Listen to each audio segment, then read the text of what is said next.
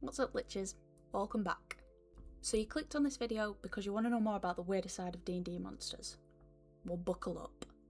Grab a brew, because we're going to dive into the iceberg on D&D's weirdest monsters.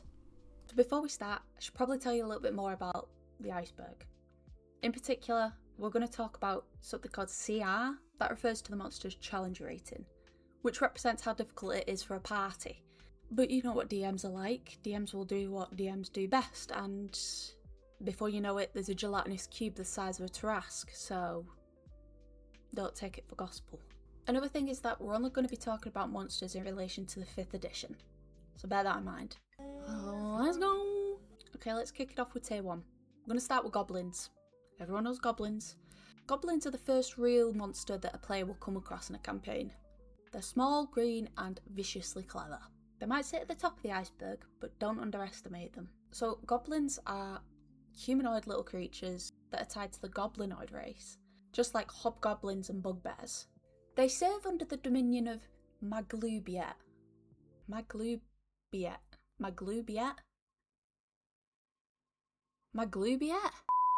I definitely haven't pronounced that right. Maglubiet is the goblin god of war and rulership, and they demand total obedience. In goblin culture, power equals survival. Mechanically, they're CR quarter. They may be weak alone, but they're deadly in numbers. They have a nimble escape feature, which means that they can easily disengage or hide every turn, which makes them infuriating to go against because they can dart in and out of combat. And they're not dumb either. Goblins can set traps, ambushes, and pitfall death corridors that ruin low-level parties. In some worlds, goblins were twisted fae who fell from grace, corrupted by violence and forced underground. In other worlds, they're victims of divine oppression, serving tyrannical gods against their will. Sebastian, how many girls are you going to talk to at the Renaissance Fair today? 100! But yeah, you may laugh at goblins, but they've been surviving since before your hero was even born. Zombies are one of the oldest and simplest monsters in the book, but they're also one of the most terrifying if you think about what they actually represent. A zombie is a corpse that's been reanimated using necromantic magic. Not like skeletons that retain a sense of intelligence. Zombies are pure obedience, and they will serve whoever raised them from the dead. Most probably a necromancer. Although it could be a cursed item, or the will of a dark god like Okrus, demon prince of underdeath. In 5e, zombies are CR 1/4, a quarter. I don't know how you say it. I'm not a DM. I don't know these things. Their CR is 1/4. 1/4 for a quarter? I don't know what to say. Zombies are CR quarter, but they're surprisingly durable thanks to their undead fortitude. This means that when they're reduced to 0 hit points, they can stay standing on a constitution save. So just when you thought you killed it, nope. In most campaigns, zombies will show up at the first sign that something's gone wrong. Could be a cursed graveyard, could be a forgotten crypt, could be a village where the dead refuse to stay buried. Arachnophobes, beware.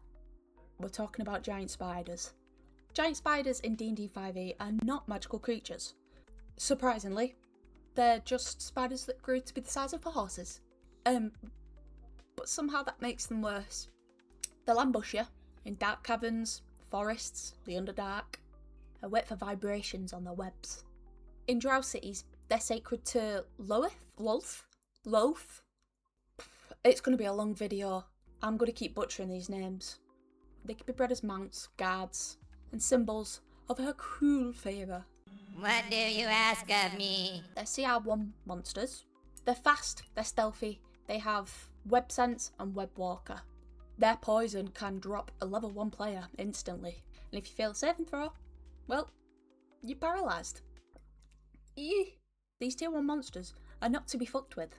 That's the thing about these tier 1 creatures, is that you'll underestimate them until you're surrounded by them, and then, before you know it, you've TPK'd. Kobolds are the scrappy, scaly underdogs of D&D. In 5th edition, Kobolds are reptilian humanoids that have descended from dragons. Or at least that's what they claim. Stop. You capping right there, bro. They tend to live in abandoned mines and dark tunnels, and they'll worship their dragon ancestors. In combat, Kobolds are CR an 8th. Again, they're frail on their own, but they're terrifying in a swarm. And on that note, they have a trait called pack tactics. Pack tactics gives them advantage when fighting in groups. Some of them even have specialties, like Kobold Inventor or Trapmaker. Oh, delicious. Owlbears. Oh, half bear, half owl. The owlbear is one of Dungeons & Dragons' most iconic creatures. Every time someone goes to order a mini, it's almost definitely an owlbear the first time they order one. What is that again? It's an owlbear. No one's entirely sure why it exists, but everyone agrees that it's fucking weird. In 5th edition, an owlbear is exactly what it says it is. It's a fusion of owl and bear. Oh, I don't even think I've ever seen an owlbear. Owlbear.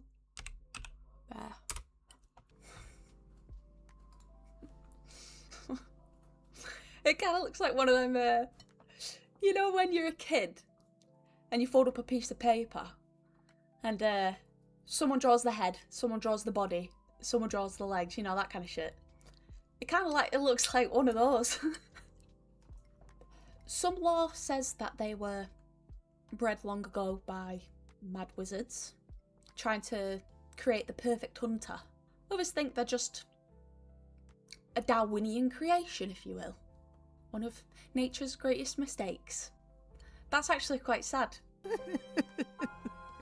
Regardless, you can find them in deep forests, forgotten ruins, and they'll maul anything that wanders too close to their lairs. Mechanically, they're CR3. Getting into the big boys now. They tend to use their claws and beaks to attack. They have keen sight and smell, which means that you hiding probably won't work. So yeah, they're kind of cute, they're kind of deadly. Owlbears. Oh, you've all been waiting for this. I know you have. It's the Mimic. So, you just defeated a BBEG. You're expecting loot. You walk into that treasure room, you open that chest. Inside there's gold, jewels, a sword maybe? But then, it bites you. Congratulations, you've just met a Mimic. In D&D 5e, Mimics are shape-shifting creatures that will disguise themselves as ordinary objects, like doors, chairs, full walls even. They secrete a sticky adhesive that will trap their victims before they show off their nice pearly whites, nice rows of jagged teeth to attack you with. And a long slimy tongue. What? Bro, what are you talking about, man? I can't. Fucking weird. Nobody really knows where a Mimic comes from. Some say they were created by wizards to guard treasure. Makes sense. Others think they're natural creatures from deep in the Underdark. In 5e, they're CR2. They have abilities like Shape Changer, no shit, which lets them imitate almost any solid surface. Whilst their other ability, Adhesive, great names guys, which prevents prey from escaping. Smells like it needs WD-40. It's a rust monster. The rust monster can be a humiliating creature. It's not deadly because it eats you, it's deadly because it eats your gear. They feed on metal, so they feed on your weapons, your armour, your money. They've been part of D&D since the earlier editions, designed to punish players that rely too much on shiny equipment. They aren't evil, they just love the yummy taste of steel. In 5e, their CR is half. Their antennae corrode non-magical metal on contact, so if you fail that saving throw, your sword might just quite literally crumble, and their rust metal action can ruin even a well-equipped fighter within a few rounds. Hartley's called. They want their jelly back. It's the Gelatinous Cube. Now, the Gelatinous Cube is one of D&D's most underestimated monsters. It's a deceptively simple creature. He'll creep around dungeons and pick up everything in its path into its gelatinous cubiness. But its simplicity is also lethal because, well, anything it engulfs, it will slowly start to digest. And its transparency sort of makes it really hard to see when you're underground in a dungeon, for example. In the 5th edition, its CR is 2. Its transparent form grants it advantage to stealth, so it can move unseen. Though slow and simple, you'd be surprised how many players succumb to the Gelatinous Cubius. Gelatinous Cubius, what the fuck? God, you're so stupid! They've got long limbs and bristly hair. Is it me? No, it's an Ettercap. I will have to pronounce Ettercaps properly, because if I don't, it's just going to come out as Ettercap in my accent, so I will do my best. I'll never forget that first day at pit. Me and my father worked a 72-hour shift. Then we walked home 43 miles through snow in his bare feet. The Ettercap. The Ettercap is a humanoid arachnid. Kind of like one of those giant spiders, but in the form of a humanoid. In lore, some say that they were created by dark druids, fusing spider and human to sort of make a perfect hunter-predator. Now you'd think that Ettercaps are best mates with giant spiders, considering that they are basically the same thing, but no. Ettercaps enslave giant spiders. They are a CR2 monster. They've got a combination of web attacks and poisonous bites. They can ensnare players in webs, and they can sense movements through sticky traps. The forest floor feels wrong. You step carefully over mushrooms and moss, and then you notice it. Tiny little spores floating towards you. Before you can react, you're tripping balls, because you just met a Myconid. A Myconid is weird. They're a not so fun guy, if you will. Move this man! They're peaceful, but they're wary, and they have a deep connection to the Underdark. They're mushroom folk. They communicate through spores, and they're quite cool because they can share thoughts, they can share emotions and warnings in a language that's older than most civilizations. Now, while they're not fundamentally violent, they will protect their colonies, and they can do it pretty well. In 5th edition, Myconids are CR 1/2 to 2 creatures, depending on their size and abilities. They have abilities like pacifying spores, which will calm aggressors, but they also have hallucinogenic spores, which will confuse enemies. And from that one seen in Baldur's Gate 3, with 4 tentacles, a bulbous head and alien intellect, it's every hentai lover's dream. The Mind Flayer. Mind Flayers, or Illithids, are among D&D's most feared creatures. They're highly intelligent psionic beings that will feast on the brains of any sentient creatures. They originate from the Far Realms, and they'll command vast underground empires. They'll enslave other creatures to expand their vast dark dominion. Now, Mind Flayers are strategists. They're manipulators. We came across a Mind Flayer once as a newbie group. Oh, it was my first D&D campaign. We came across Mind Flayer, and we didn't realise it was Mind Flayer. We quickly realised it was not to be fucked with. In 5e, Mind Flayers are CR7 monsters. Yeah, we're kicking it up a bit now. They're equipped with Mind Blast and Extract Brain, and they have powerful psionic abilities. They can dominate weaker minds, and they can teleport short distances. But yeah, they're pretty fucking weird looking as well. It looks ugly. The Beholder. Some would say they're the poster child of D&D. They're aberrations born from pure paranoia and power. They're quite xenophobic, because they're obsessed with their own perfection. They'll surround themselves with minions, traps and fortresses. There's legends of beholders ruling entire subterranean empires. They have little eye stalks that cast magic, that can disintegrate, petrify or dominate. In 5th edition, they're a CR13 monster. They have an anti-magic cone. They're powerful multi-directional eye rays, and they have legendary actions. Yeah, we're getting into the legendary territory now. Each eye ray is its own deadly spell. It can disintegrate, it can petrify, it can charm. All the eyes do all the things. Okay, I like this next one. It's called Gibbering Mouther. Come on now. This is getting a bit ridiculous. But despite its name, the Gibbering Mouther is quite unsettling to behold. It's an amorphous aberration. It's kind of like the Gelatinous Cube. It'll consume all living matter that's in its path. Except this one has teeth. A lot of them, actually. There's a reason why they call it a mouther, because it has many mouths. Apparently, its endless, incoherent babbling will drive mortals insane. Quite a psychological predator, if you will. But also not just psychological because it has a fuck ton of teeth. It is a CR2 creature. Oh, there's no way one of its fucking attacks is called Gibbering. Oh my god, it is. It has a trait called Gibbering. I can't with D&D, man. It has a trait called Gibbering and a horrifying assortment of bites. The Gibbering ability forces wisdom saving throws against confusion, potentially leaving players paralysed or disorientated. So yeah, pretty much won't fuck with that one. Okay, put simply, an Aboleth is basically just a massive slimy sea worm with teeth. Everything has teeth at this point. Now, the Aboleth is a sea creature. It's an ancient aberration, and it's older than most civilizations, so it's basically kind of like a megalodon, but D&D-ified. They have psionic powers, kind of like the Mind Flayer, and the ability to enslave other creatures, kind of also like the Mind Flayer.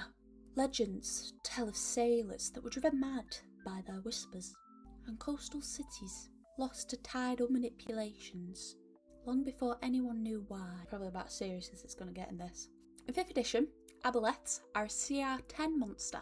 They're capable of abilities like Enslave, Mucus Cloud, and other powerful psionic attacks. They can breathe both air and water, so they're kind of amphibian in that sense. They can, like a lot of monsters at this point, can dominate weaker minds. And they're pretty fast in their aquatic environments, understandably. Looking like something that a Mind Flayer would shit out, we're finishing off tier 3 with the Neothelid. Another aberration from the Underdark. They're offspring of the ancient Neothelid. They can warp the minds of nearby creatures and spread madness wherever they want to burrow. Mechanically, Neolithids are CR13 monsters. They have multi-attack, psychotic shockwave, and burrowing abilities. They have legendary resistance and psychic powers, which allow them to dominate or terrify full groups of adventurers. Okay, we're going into tier 4. We're starting off with the Slaad. Now, I'm looking at these little guys. These guys are kind of cute. I'm not gonna lie. He's just a little guy. Oh, hey, look, that one's actually really cool. Come here, little guy. Look, son of a bitch! Slaadi are extra planar from Limbo. You've got different colour of Slaadi. You've got red Slaadi, which are brutal. You've got blue Slaadi, they're more cunning. And you've got green Slaadi, they're living experiments. And they all follow a strange alien hierarchy. They infect and transform. In 5th edition, Slaadi can vary anywhere from CR5, like Red Slaad, to 20 plus, like Death Slaad or Arc Slaadi. There are other subcategories. They can possess devastating physical attacks, some with chaotic spells, and many can infect or transform players.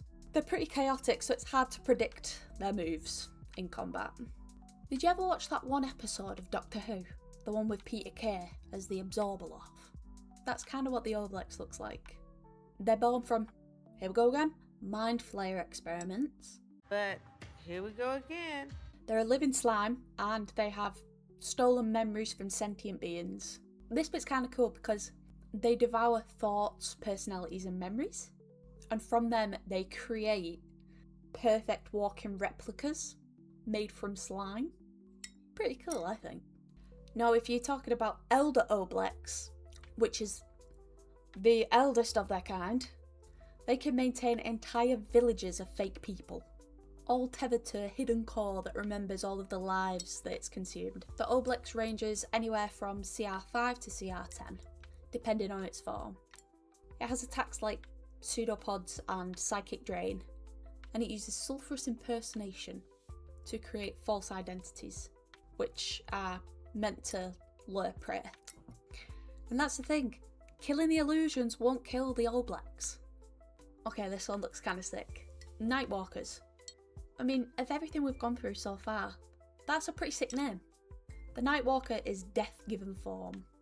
It is a huge undead being, which is created when a mortal enters the negative plane and never returns.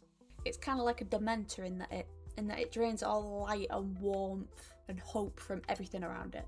Legends say each Nightwalker is a punishment, the echo of a soul that sought immortality or forbidden power, now doomed to wander forever, destroying all it touches. In 5th edition, they are CR20 undead horrors. They radiate annihilating aura.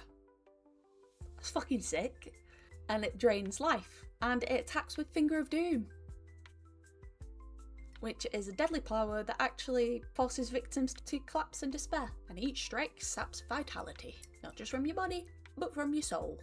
Because even the terrain can kill you in D&D. It's a roper.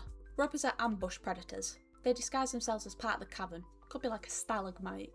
They are ancient cunning creatures that are born from strange alchemy in the Underdark. They'll wait a long fucking time for prey to come by. When they do attack, they extend long, sticky tendrils that can drag even giants off their feet. Yep, we're back onto inanimate objects with teeth.